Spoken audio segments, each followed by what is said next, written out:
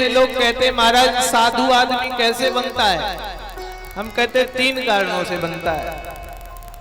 दोस्तों, आज हम जानने वाले हैं कि आखिर मनुष्य साधु क्यों बनता है, क्या होती है इनके साधु बनने के पीछे की वजह, आखिर साधु कितने प्रकार के होते हैं, वो कौन से कारण होते हैं जिनके चलते ये ऐशो आराम मौज मस्ती की दुनिया छोड़ एक साधु की जिंदगी अपना लेते हैं। अगर आप भी जानना चाहते हैं इन सभी सवालों के जवाब तो बने रहिएगा वीडियो के एंड तक।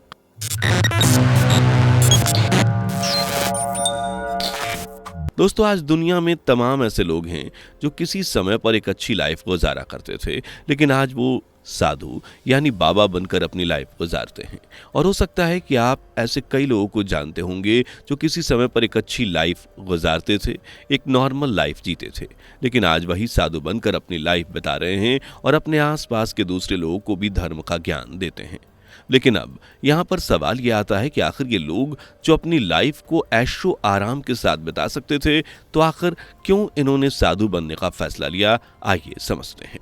तो दोस्तों, सबसे पहले आपको बता दें कि इस दुनिया में जो भी मनुष्य साधु बनता है, उसके साधु बनने के पीछे कुछ न कुछ कारण होता है। वो एकदम से साधु नहीं बनते, मतलब उनके जीवन में कोई ऐसी घटना घटित होती है जिसके चलते उन्हें साधु यानी बाबा बनना पड़ता है। अब वो घटना चाहे अच्छी हो या बुरी, लेकिन वो इन्हें एक आध्यात्मिक पुरुष बनने को ट्रिगर करती है। और जब हमने इस बारे में ज़्यादा रिसर्च की तो हमें पता चला कि साधु मुख्यतः 4 प्रकार के होते हैं, जिनमें से पहले प्रकार में केवल 2 से 5% साधु ही आते हैं, दूसरे में 15% लोग आते हैं और तीसरे में 30% और चौथे में लगभग 50% लोग। लेकिन इन 4 प्रकार के साधुओं के बारे में बताने से पहले आपको बताना चाहेंगे कि धर्म का असली मतलब हिंदू मुस्लिम वगैरह नहीं है, बल्कि धर्म तो मनुष्य का कर्तव्य है, जिसके बारे में 2 से 5% के साधु हम मनुष्यों को बताते हैं। लेकिन हम इंसान इन साधुओं की बात को ना मानते हुए बाकी साधुओं की बातों को मान लेते हैं, और यही वजह है जो आज दुनिया में धर्म पूरी तरह से खत्म होता जा रहा है। तो आइए जानते हैं इन 4 प्रकार के साधुओं के बारे में। लेकिन उससे पहले वीडियो को लाइक नहीं किया तो वीडियो को लाइक और चैनल को सब्सक्राइब जरूर कर लीजिएगा। हाँ, लास्ट वाली यानी कि 2 से 5% वाले साधुओं के बारे में जरूर देखिएगा, क्योंकि वही हमें धर्म का असली मतलब समझाते हैं। खैर आइए दोस्तों, सबसे पहले जानते हैं उन साधुओं के बारे में जो 50% की कैटेगरी में आते हैं। तो दोस्तों, इस कैटेगरी में वो बाबा आते हैं जो ये जानते हैं कि वो मनुष्य जो भी उल्टा सीधा ज्ञान देंगे, इंसान उस ज्ञान को मान लेगा और उससे इनकी अच्छी खासी कमाई भी होगी। यानी ये एक तरह से साधु नहीं, बिजनेसमैन होते हैं। खैर, इस दुनिया में आज उन लोगों की कमी नहीं है जो पेट दर्द होने पर भी डॉक्टर के पास जाने के बजाय ऐसे बाबाओं के पास जाना पसंद करते हैं। इसके अलावा कुछ औरतें होती हैं जो अपने घर के छोटे मोटे झगड़े के चलते इन बाबाओं के पास पहुंच जाती हैं ताकि वो अपने पति को अपने वश में कर सकें।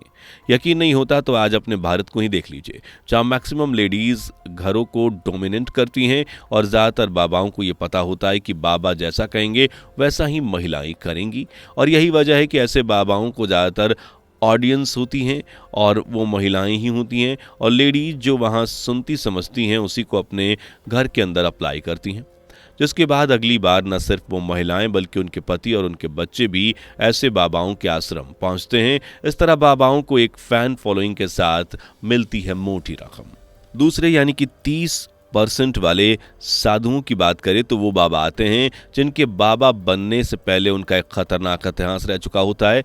उनकी ज़िंदगी दरिंदगी से भरी होती है, लेकिन जैसे उन्हें लगता है कि इस तरह वो ज़्यादा दिन तक नहीं जी सकते तो वो किसी भी समय सलाखों के पीछे पहुंच जाएंगे, तो वो उस क्राइम को छुपाने के लिए बाबा बन जाते हैं, क्योंकि ऐसा करने से उन्हें समाज में एक इज्जत मिलती है, साथ ही अच्छा पैसा भी वो इस तरफ से कमा लेते हैं।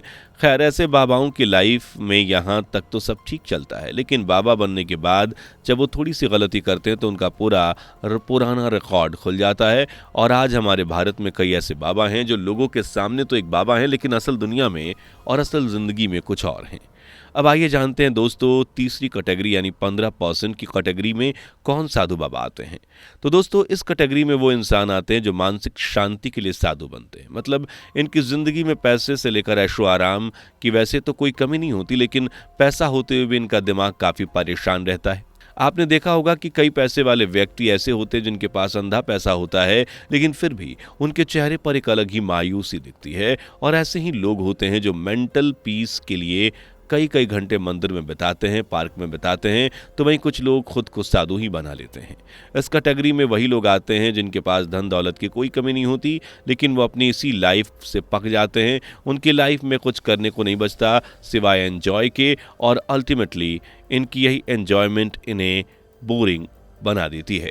जैसे उदाहरण के तौर पर आपने कोरोना के टाइम को ले लीजिए, जब सभी लोग घर पे ही बैठ रहे थे, वर्क फ्रॉम होम करते थे, लेकिन उन्हें काम का कोई ज़्यादा टेंशन नहीं हुआ करता था।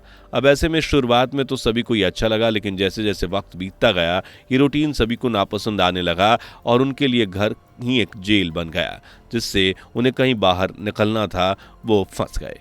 आज कई लोगों का ऐसा मानना है कि लाइफ में पैसा तो सब कुछ होता है, लेकिन ऐसा नहीं है, क्योंकि पैसे से भी जरूरी है दिमागी सुकून, जिसके लिए आज कई लोग ऐशो आराम की जिंदगी छोड़कर साधु बाबा बनकर अपनी लाइफ बिता रहे हैं।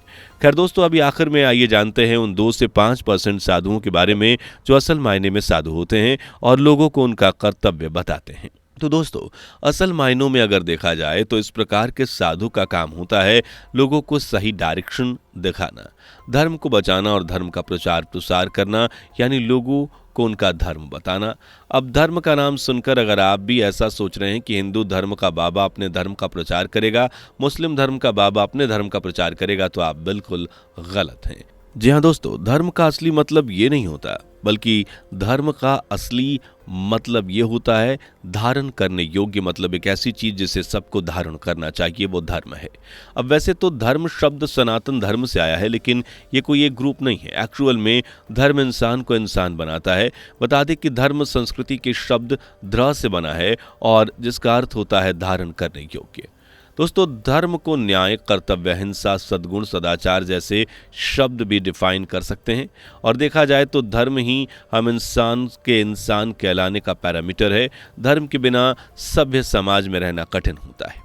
और आपको बता दें कि धर्म हर व्यक्ति के फंडामेंटल प्रॉपर्टीज से, मतलब ये हर व्यक्ति के मौलिक गुणों से जुड़ा होता है।